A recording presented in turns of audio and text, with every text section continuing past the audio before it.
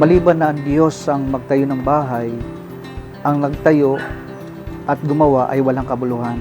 Ibig sabihin na ano man ang ginagawa natin, magtayo tayo ng tahanan, bumuo ng family, dapat kasama natin ang Diyos. Kasi kung kasama natin ang Diyos, lahat ng ginagawa natin ay magkakaroon ng kabuluhan.